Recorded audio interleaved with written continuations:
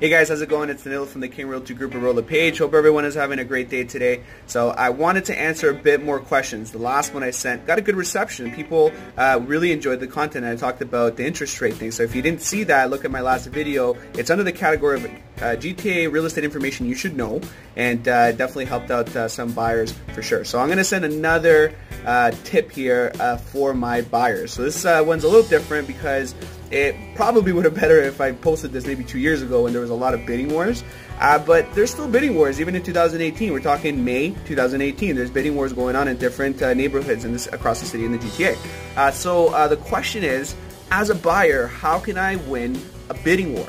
The good news is that the bidding wars that are going on today are a little less hectic than they were a year or 2 years ago, and the reason is because you know, that strategy is just not as popular anymore, and there's a lot more inventory, so there's a lot more selection for buyers. However, some neighborhoods are really hot still, and maybe those that inventory level isn't, you know, actually fulfilling all of the demand, and so there is bidding wars still. So these are some things that are kind of set us apart in the bidding wars when we're representing buyers. So one thing that you can do is make sure that you have your bank draft, your deposit, as high as you can. You make it as big as you can to show the seller that it is that you are a real serious buyer, and that you're not willing. If you put a deposit of 5%, or or even $10,000 to $25,000, that's a lot of money, and that shows the seller that if you're really wanting to buy this property, and that you're not willing to kind of let it fall through after it gets accepted, because you're going to lose that deposit money. So you're going to put up as much as you can, also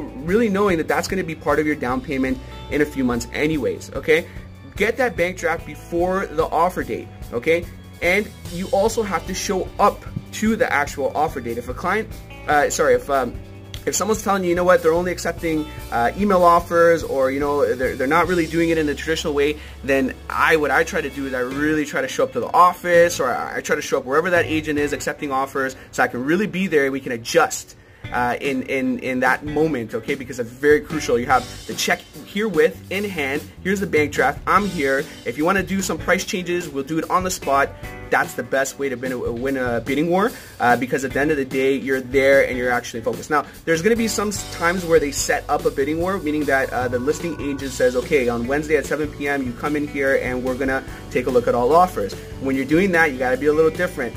I get people to actually write out an actual letter from the buyers to the sellers, letting them know why they love the neighborhood, why they think this is a perfect house for them. Hey, that third bedroom, my daughter's about to be born in a few months, and that's a perfect little nursery for her. I know exactly how I'm going to paint it, what I'm going to do. All those little things strike those emotional chords inside the seller, and it makes a huge difference. And now, I've been in positions where they've given me the house, and my offer was actually a little lower than maybe the top offer, but because of the story, it actually got them into the house, and it got them the actual purchase. So those things do matter, and you can do those as well.